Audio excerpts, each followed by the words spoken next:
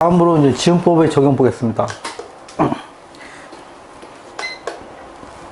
지음법의 적용은 이제 구체적으로 우리가 최초 인식했을 때 하고 이제 계속 지음법 평가할 때, 그다음에 지음법 이제 그 끝날 때를 보는 겁니다. 그래서 지음법 적용하는데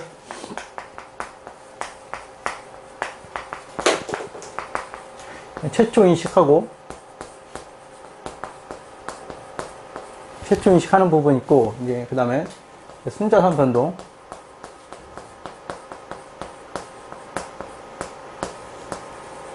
처리하는 부분 있고, 세 번째 내부 거래 처리하는 부분 있고, 네 번째로 이미 앞에 나왔던 그 우리 배분이라고 하죠. 기준선 배분, 분배죠, 분배. 배분이 아니고 분배죠, 분배.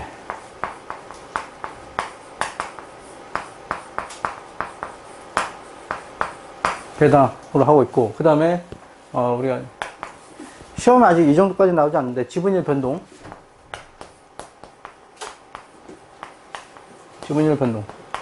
지분 변동이 또 있습니다. 그 다음에 여섯 번째로 처분 있죠, 처분. 상실, 중단, 이런 것들이 있습니다. 그래서 이런 것들에 대해서 하나씩 좀 보겠습니다.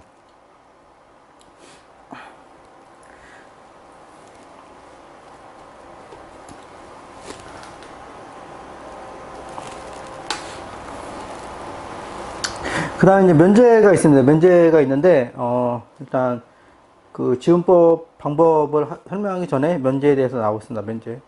면제는 뭐 여러분들이 이제 보시면 될 것 같습니다. 지음법 면제에 대해서는. 면제에서 이론 문제에서 나올 수가 있기 때문에 면제는 여러분들이 한번 보시면 되고, 면제에서 중요한 게 이제 우리 문단 18이 있습니다. 문단 18이 중요한데, 보시면 이제 벤처 캐피탈 투자기업이나 뮤추얼 펀드, 단신타, 이와 유사한 기업 및 관계기업이나 공동기업에 대한 투자를 보유하거나 이 같은 기업을 통해 간접적으로 보유하는 경우, 이런 말 수 있죠.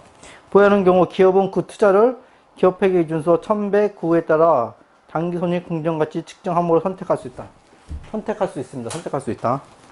이 경우 기업은 관계기업이나 공동기업에 대한 투자를 최초 인식할 때 각각 관계기업이나 공동기업에 대해 개별적으로 선택한다. 자, 각각 적용할 수 있다는 겁니다. 요 멘트에 여러분들이 이제 정확한 의미를 좀 아셔야 되는데, 실무적으로 종종 이런 것들이 이제 일어납니다. 이런 모회사가 있고, 우리가 연결에서도 우리가 이제 투자기업에 대한 연결, 이런 게 있었어요. 그래서 투자기업에 있는 거예요, 투자기업.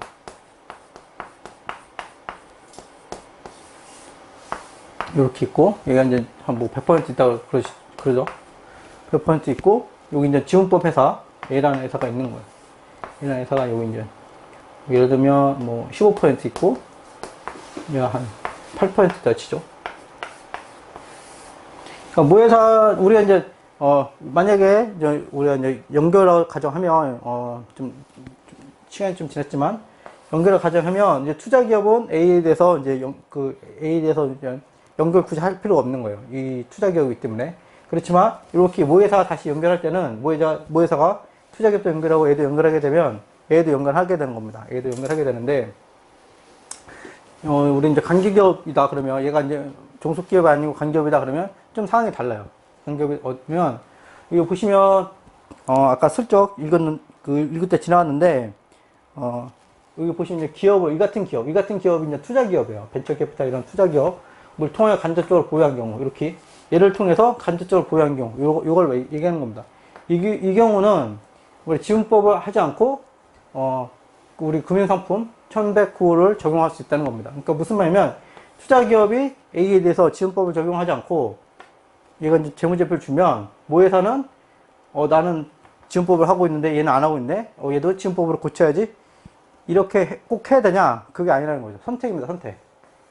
그래서 투자기업이 지분법 평가 안 했다. 얘는 이제 공정가치 1109호를 적용하는 거고, 15%에서는 지금 하고 있는 28호 지분법을 적용하고 하는 겁니다. 그래서 동일한 A에 대해서 누구는 지분법 평가하고 있고, 누구는 지분법 평가하지 않고, 이거를 허용해주고 있는 거예요. 약간 좀 이상한데, 그래서 이제, 동일한 기업에 대해서 우리가 주석 쓸 때도 그 1109를 적용하는 주석에서도 A가 나타나고, 1028호 지분법 관련된 주석에서도 A가 나타나는 거를 허용해주고 있습니다. 현재 기준서에서는 그렇게 되어 있습니다. 그래서 이게 이제 이론 문제에서도 충분히 이제 나올 수가 있습니다. 이게 이제 여러분들이 이 의미를 정확히 대충 읽어가면 어떤 의미인지 모르겠는데, 여러분들이 이런 거 할 때는 이제 그려보시면 좋아요. 이렇게 저처럼 무회사, 투자기업 이런 식으로 그려봐서 얘의 평가 방법, 얘는 1109를 이용하고 얘는 1028호를 적용한다. 이걸 허용입니다. 허용. 그러니까 얘도 지분법도 할 수 있는 거고, 지분법, 금융상품 이렇게 다 허용해 주는다는 게 이런 의미입니다. 그리고 이제 개별적으로 선택한다. 이 의미도 있습니다. 그래서 실무적으로는 이런 경우가 종종 있습니다. 요즘에 최근에 이제 많은 회사들이 투자기업을 세워서 지분 투자하는 경우가 많아요. 미래 스타트업이라든지 미래 신성장 기업을 자기가 자체적으로 갑자기 그 경쟁력을 확보하기 어려우니까 이미 지금 어느 정도 이제 가능성 있는 기업들에 투자하는 경우가 많습니다. 투자할 때는 보통 이런 식으로 투자기업 하나 세워서 이렇게 투자하는 경우가 종종 흔히 있습니다. 그래서 이런 경우가 실무에 많다. 그래서 여러분들이 합격하고 실무에 들어가시면 이런 쪽은 여러분들 아마 그 연차가 이렇게 뭐 좀 낮은 분들이 좀 할 가능성도 있습니다. 그럴 때 이거 주의하셔서 생각하시면 됩니다. 그래서 우리가 투자기업이 종속기업인 투자기업이 지분법 회사를 갖고 있다. 그럴 때는 1109를 적용할 수 있다. 허용해준다. 선택할 수 있다. 이 문구를 좀 기억해 주시면 좋겠습니다.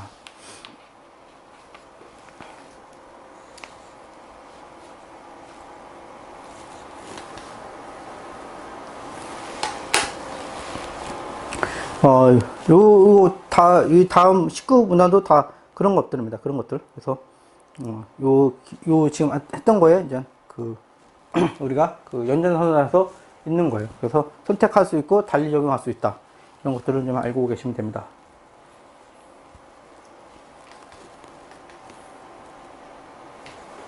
그 다음 중요한 부분이 이제 우리가 매각 예정으로 분류할 때, 아까 이제 우리가 지분 중에서, 지분 30%가 있는데, 일부를 이제, 한 15%, 20% 정도? 20%를 이제 10%고, 매각 예정을 한 거예요. 매각 예정 하면, 뭐 20%를 이제 매각하면, 10% 갖고는 이제 지분법을 이제 우리가 적용할 수 없잖아요. 지분법 적용할 수 없는데, 그러면 어떻게 해야 되냐? 이때까지는 30% 적용하면 되는 거고, 우리가 이제 매각 예정으로 분류한 거예요. 20%는 매각 예정이고요. 얘는 우리가 계속 보유할 겁니다.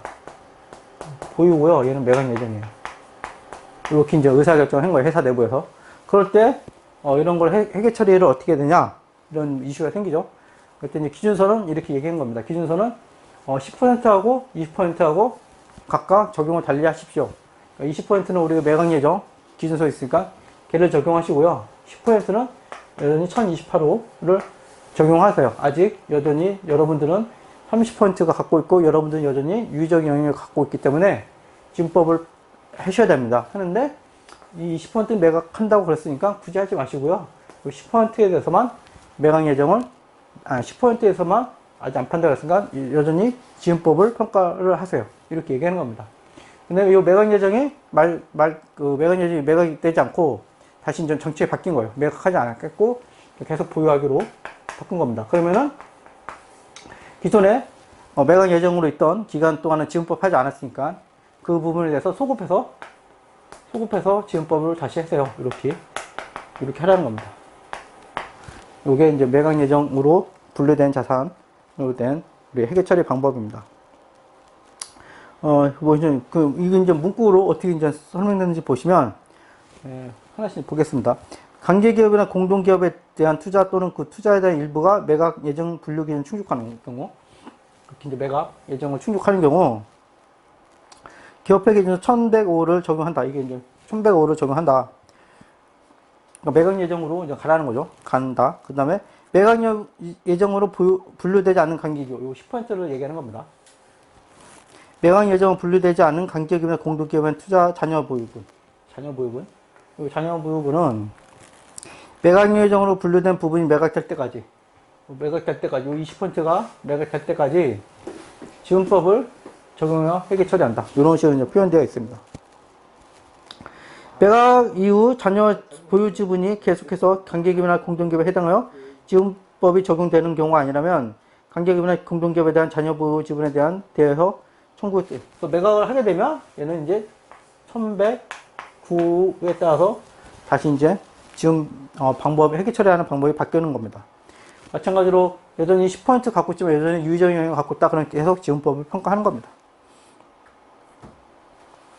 이전에 매각 예정으로 분류된 간격기업이나 공동기업에 대한 투자 또는 그 투자 일부가 더 이상 그 분류 기준 충족하지 않는다면, 이렇게 이제 이 의미는 이제 매각 예정으로 이제 가지 않는다는 거죠. 하지 않는다면 당초 매각 예정 분류되었던 시점부터 소급. 아까 제가 이제 소급해서 지분법 적용한다고 그랬죠. 소급하여 지분법으로 회계 처리한다. 이런 식, 당연히 이제 중요하면 이제 재무제표도 수정하는 거죠. 그 매각 예정으로 분류된 지분에 대해서 우리가 어떻게 할 거냐. 매각 예정으로 분류된 지분은 매각 예정으로 가고, 분류되지 않은 지분은 여전히 1028호를 적용하고, 매각이 됐다. 그러면 다시 유의적 영역이 사라지면 우리가 1109 금융상품 쪽을 바라보는 거고, 매각됐어도 여전히 유의적인 영역이 있다. 그러면 1028호를 계속 적용하게 되는 겁니다. 근데 매각 예정이, 그 다음에 우리가 할 의도가 사라졌다. 그러면 다시 소급해서 지분법을 하는 거죠. 이 부분은 약간 좀 2차 시험에 충분히 나올 수 있고, 1차는 좀 계산할 게 이제 소급하고 그래서 좀 어려울 수가 있습니다. 그렇지만 이제 이런 문제, 아까처럼 투자기업이, 종속기업인 투자기업이 지분법 회사를 갖고 있는 경우라든지, 이 매각 예정은 충분히 이제 지분 문제로 충분히 나올 수가 있어요. 이런 것도 실무에서 자주 일어나는 거예요. 앞에 우리가 투자기업이 지분법 회사 일부 갖고 있는 거하고, 일부 매각 예정으로 파는 경우는 실무에서 종종 일어나는 일입니다.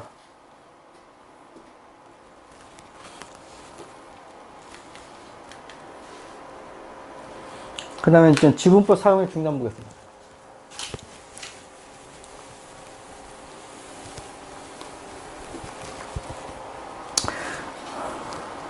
지분법 사용의 중단은 이제 크게 이제 몇 가지 사례가 나오는데, 이제 종속기업이 되면 이제 지분법 중단하죠. 종속기업이 되면.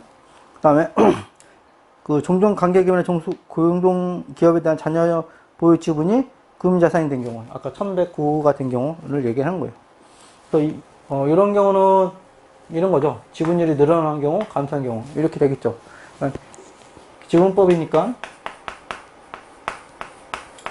지배력을 더 많이 지분을 취득해서 종속기업이 되거나, 유의적 영역이 사라져서 일반 금융상품 1109를 적용하거나 이렇게 되겠죠. 그 얘기를 하는 거예요. 요 지분법 사용의 중단이라는 거는. 그래서 우리가 여기 종속기업이 되면 사업결합 1110호에 따라서 하는 거고, 그 다음에 우리가 이제 그 금융상품으로 되면 우리가 이제 그 일반적으로 이제 처분과 마찬가지, 처분의 회계처리에 준한 겁니다. 처분의 회계처리에 준해서 그 장부가액이 사라지고, 페어밸류 금액이 나타나 있죠. 페어밸류 금액이 생겨가지고 현금 등이 또 받은 게 있고, 그러면 여기 처분 손익을 인식하게 됩니다. 큰 개념 이거예요. 큰 개념. 요거 좀 지우겠습니다.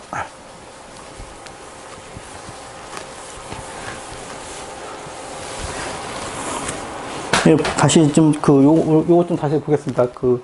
우리가 지분법에서 금융상법 가면, 첫 번째 자녀 보유 지분의 공정가치와 관계기업이나 공동기업에 대한 지분의 일부 처분으로 발생한 대가의 공정가치. 그러니까 공정가치, 기존 자녀 지분의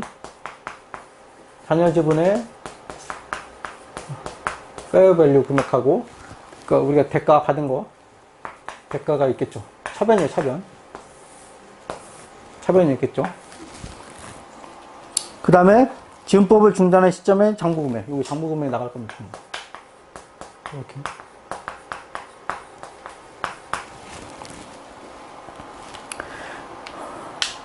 보면 이제 1번과, 여기 가와 나의 차이를 단기 손익으로 처분합니다. 여기 처분 손익으로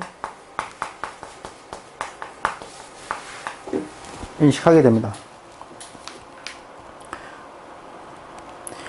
그 다음에 또 중요한 말은 여기 보시면 세 번째가 중요한 말입니다. 세 번째. 우리가 이제 실제 장부 금액에는 우리가 지분법을 하게 되면 아까 기타 포괄 손익에 대한 변동이 있다고 그랬어요. 기타 포괄 손익 변동. 기타 포괄 손익 변동이 있으면 기타 포괄 있고,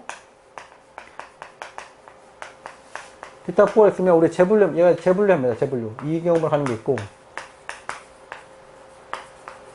그 다음에 손익으로 하는 게 있어요. 손익으로. 요거 맞게 처리해 주는 겁니다. 그래서 보시면 세 번째 그건데 지분법 사용 중단하는 경우 그 투자 관련한 기타 포괄 손익, 여기 기타 포괄 손익으로 인식한 모든 금액에 대해 기업은 피투자 관련 자산이나 지적부채 처분할 경우 회계처리 동일한 기준으로 회계처리한다. 그래서 기타 포괄 손익이 요 기존에 대변에 있었으면 우리가 자본을 인식했으면 사라지는 거예요. 마찬가지로 나가지면 기타 포괄이 사라지는 겁니다. 기타 포괄이 사라지는 거고, 이익경험을 가는 것들은 이익요금 하는 거고, 그 다음에 손익으로 인식하는 것들은 처분 손익, 마찬가지로 얘가 손익으로 이렇게 이제 가는 거예요. 그래서 기본적으로 첫 번째 이 두 개가 같이 이루어지는 겁니다. 이 두 개가 우리가. 그래서 첫 번째는 지분법 장부 금액이 다 사라지는 거고, 그 다음에 남은 자녀 지분이나 페어밸류, 그 다음에 팔았으니까 대가를 좀 받았을 거고, 거기에 대한 처분 손익 하나가 있을 거고, 두 번째는 기타 포괄 손익도 제거를 해줍니다. 기타 포괄 손익. 기타 포괄 손익 제거할 때는 우리가 그 원래 다른 기준서, 각각의 기준서가 있어요. 기타 포괄, 그 자산부채를 평가할 때 기타 포괄 손익이 나타나고, 자산부채가 제거될 때 그 기타 손익을 어떻게 팔아. 단기 손익을 인식하라, 임경금을 인식하라, 뭐 이런 것들이 있습니다. 그쪽 기준서에 맞게 그대로 인식해 주는 겁니다. 그래서 이런 식으로 나오고 있습니다. 그래서 이 정도는 제 보기에는 1차 시험에 충분히 나올 수 있는 문제라고 생각합니다. 그래서 지분법이 평가되어 있고, 배당을 줬고, 그 다음 이 지분을 일부 팔아서 지분법이 이제 중단돼서 구인상표로 되어 있다. 그때 자녀 지분의 공정 가치는 얼마다. 뭐 이런 식으로 해서 충분히 이런 문제는 나올 수가 있습니다.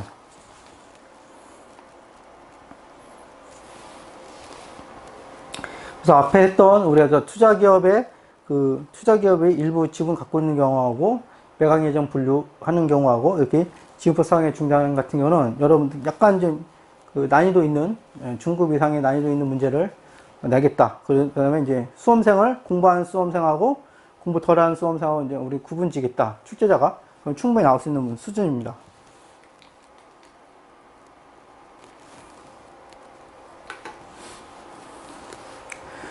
그래서 요 문단은 이제 우리가 이제 기타 포괄수를 조정하는 거에 대한 상세 다음 내용입니다. 그래서 이제 간격기업이나 공동기업이 해외 사업장과 관련된 누적 환산 차이가 있으면 우리가 지분법 사용 중단하면 우리가 단기 손익으로 제분을 한다. 이게 이제 하나가 있죠. 이런 식으로 그 하나가 있고, 그다음 이제 관계기업인데 공동기업 투자로 된 거예요. 관계기업 있다가 공동기업 투자, 약간 성격이 다르죠.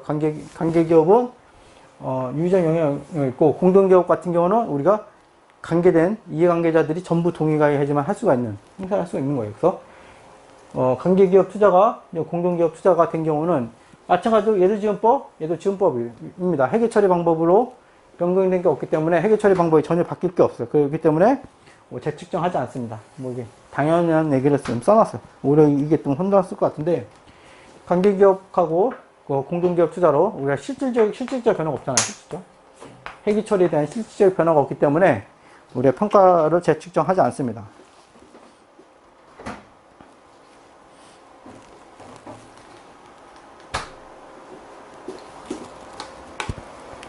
그 다음 소유지분의 변동하겠습니다. 관계기업이나 공동기업에 대한 투자자의 소유지분이 감소하지만 그 투자자는 각각 관계기업 또는 공동기업의 투자로 계속 분류한다면 기업은 이전에 기타 포괄 인식했던 손익에 관련 자산이나 부채의 처분에 따라 단기손익 재분류되는 경우라면 그 손익 중 소유지분 감소가 비례해서 보면 단기손익, 뭐 이렇게 말을 써놨는데 똑같은 거예요. 그러니까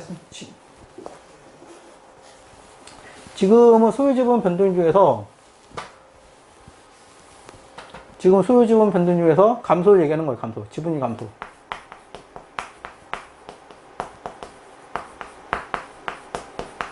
지분율 감소, 소유지분. 이 파트를 얘기하는 겁니다. 이 파트. 이 파트 할 때 이걸 하라는 거예요. 처분손이 인식하고, 기타 포괄을 비율만큼, 처분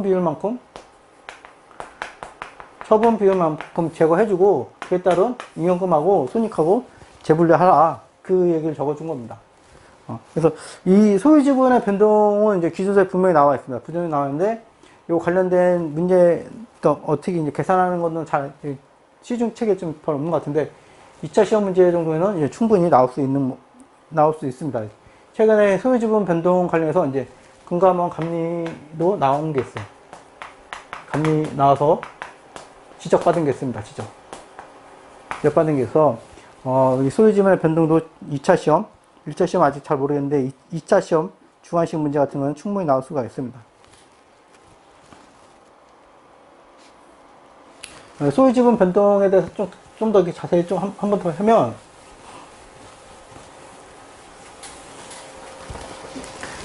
쉽게 이제 매각이라 하죠, 매각. 그 후에, 그러니까 매각 후에도 여전히 지분법입니다, 지분법. 똑같어요. 아까 그 중단하고 똑같은데, 일부 매각했기 때문에 장부금액이 매각 비율만큼. 매각 비율만큼 사라질 거고, 이제 돈 받은 대가 있겠죠. 처분손이 옵니다. 처분손이 오고, 그 다음에 우리가 기타 포괄이 사라지고, 매각 비율만큼 사라집니다. 매각 비율만큼 사라지고, 대응되게끔 이익잉여금이 오고, 재분류하는 방법에 따라 이익잉여금 오는 게 있고, 처분손익으로 가는 게 있고, 이런 식으로 하는 거예요. 하는 게 있습니다. 그 다음에 마찬가지로 내부거래가 있으면 내부거래만큼도 다 조정해 주는 겁니다. 이 장부금액에는 내부거래 미신은 있으면 내부거래 미신만큼도 다 사라지는 거예요. 그래서 말은 되게 간단한데 실제로 이제 우리가 이제 실무에서 들어가 보면 실수하는 경우가 되게 많습니다. 그래서 지분율이 이제 감소되면 처분손익으로 인식하는 거예요. 처분손익. 지분율이 증가하면 어떻게 되냐? 지분이 감소.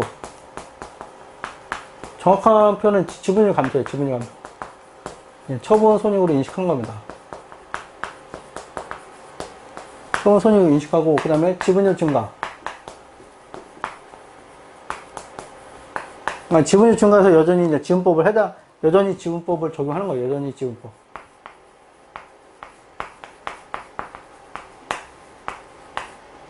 여전히 지분법을 하는 거고, 지분법이 증가하면 우리가 더 많이 주고 샀다. 그 회사의 공정가치보다 더 많이 주고 샀다 그러면 영업권이 있는 거고, 우리 최초 지분법 할 때도 영업권 나오잖아요. 그다음에 그 회사의 공정가치보다 우리가 좀 싸게 샀다, 저가 샀다 그러면 영업권 매수 차익이 있는 겁니다.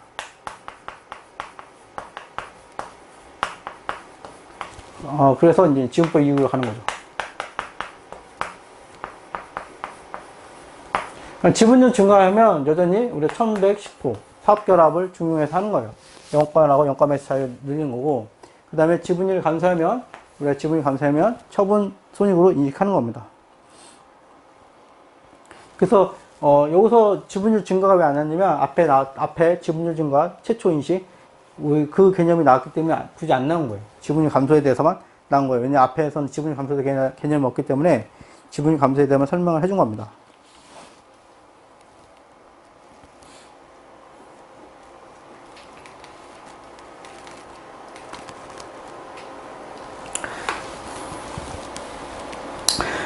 그 다음 지분법 절차 다시 한번 좀 계속 리마인드 해서 나누는데,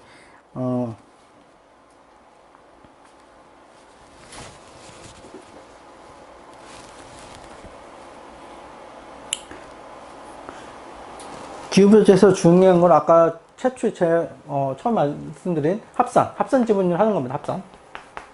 합산.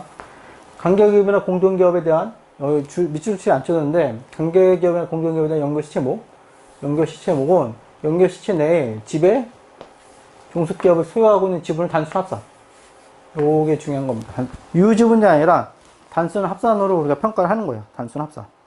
당연히 종속기업이 투자기업이면 그 투자기업은 우리가 간기업에 대해서 금융상품을 했기 때문에 지분법을 안 할 수가 있어요. 그렇게 하나 알고 계시면 되고, 종속기업까지 하는 거고, 만약에 우리가 이제 지분 A, 그러니까 모회사가 여기도 관계기업 B가 있고, 여기 관계기업 C가 있고, 이렇게 있다. 그러니까 얘가 20% 갖고 있고, 얘가 30% 갖고 있는데, 얘가 5% 갖고 있다. 그러니까 얘는 관계기업이기 때문에 얘 C에 대해서 평가할 때 35%를 하지 않습니다. 그냥 합산하지 않고 지배와 종속기업만 합산하는 겁니다.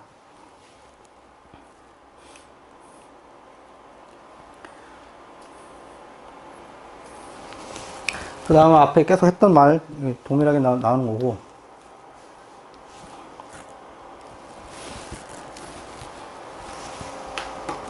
그 다음에 미실현이 나오는데, 미실현 내부거래 관련된 미실현에 가서 우리의 지분만큼, 그러니까 내부거래가 우리가 이제 이쪽으로 100 갔다 그러면 우리가 관련된 지분이 20%이기 때문에 20%만큼 인식하지 않고 80%만큼만 인식을 하게 되는 겁니다. 그 표현을 우리가 이제 지분과 무관한 손익까지만 기업의 재무제표에 인식한다, 이런 식으로 썼어요. 그러니까 우리가 흔히 보통 얘기할 때는 미실현을 제거한다, 이 미실현을 제거한다, 미실현 제거, 미실현 제거해서 지분만큼 제거한다, 이런 표현을 쓰는데, 기준서는 반대로 지분과 무관한, 이렇게 이제 반대로 표현했어요. 지분과 무관한 손익까지만 인식한다, 이런 식으로 표현했습니다. 우리가 흔히 얘기하는 지분 미실현 손익을 제거한다, 이런 표현하고 이제 똑같다고 보시면 됩니다.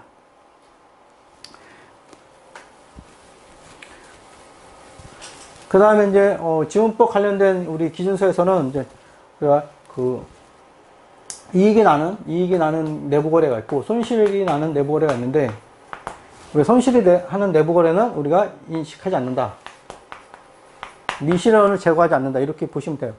손실이 나면 손상차손했기 때문에 손상차손 인식한 거야. 그러니까 뭐 특별한 거를 다시 미실현을 뭐 하거나 그렇게 복잡하게 하지 마, 그런 얘기입니다. 그래서 이제 손실을 우리가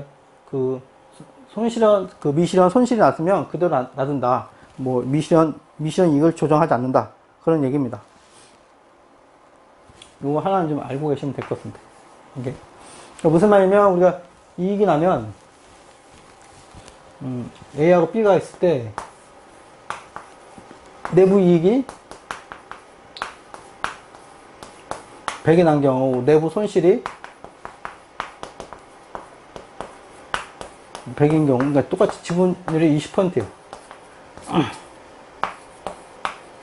20%면 우리가 내부 이익이 나면 지금 투자주식 제거해 주잖아요. 투자주식 20, 그러니까 이익 20, 이걸 제거해 줍니다. 그러니까 이익이 나면 이렇게 하라는 겁니다. 이렇게 하라는 거고, 그다음에 손실 나면 반대로 투자주식 20, 이익 20, 이렇게 이제 할 것 같은데, 이런 거 하지 말라는 거죠. 이런 거 투자주식을 왜 늘려줘? 손실 나서 팔았는데, 이런 겁니다. 이런 거. 이게 그 얘기입니다.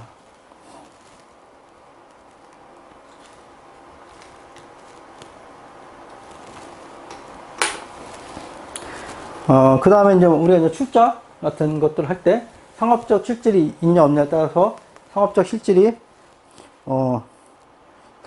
결여되어 있으면 미션된 것으로 보고, 그럼 내부거래는 똑같아요. 내부거래가 똑같은데 우리 현물 출자 같은 개념으로 이제 일어나는 일이 있어서 하나 더 적어준 거라고 보시면 됩니다.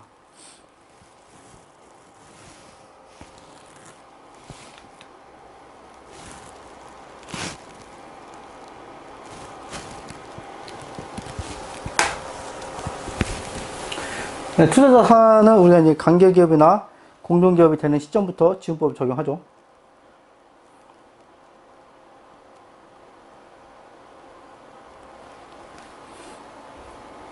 지분법을 적용하고, 우리가 그 다음에 투자자산을 취득한 시점에 투자산의 원가와 피투자 10배 가능한 자산과 부채의 순공정 가치 중 기업의 목표에 해당하는 금액의 차이는 다음과 같이 해결된다. 연결하고 똑같습니다. 이거는 앞에 요거는 연결하고 똑같습니다. 연결하고 똑같은데, 지금 지문법에 맞게 그러니까 말을 좀 표현을 좀 달리게 한 거예요. 그래서 영어권 삼각은 사용하지 않죠. 영어권은 그 연결은 투자 주식이 제거되면서 영어권이 나타납니다. 영어권이 이렇게 나타나고, 지문법은 투자 주식이 제거되지 않으니까 투자 주식이 있고 이 안에 영어권이 있어요. 연결 같은 경우 영어권이 별도로 이제 딱 존재하니까 영어권에 대해서 손상평가를 합니다. 손상평가를 하는데 지문법은 영어권이 숨어 있잖아요. 그래서 얘에 대해서 손상평가를 하는 거예요. 투자 주식에 대해서 영어권 손상평가를 하는 거지, 지문법 적용 투자 주식이 안에 갖고 있는 영어권에 대해서 손상평가한다, 이런 표현은 쓰지 않습니다. 이거 하나 알고 계시면 될 것 같고, 그 다음에 이제 우리가 그 장부 최초 지문법 할 때, 지문법 회사의 순자산하고 우리가 이제 공정가치 다르면 연결하고 똑같이 그 부분만큼 조정해 줍니다. 이거는 뭐 똑같습니다.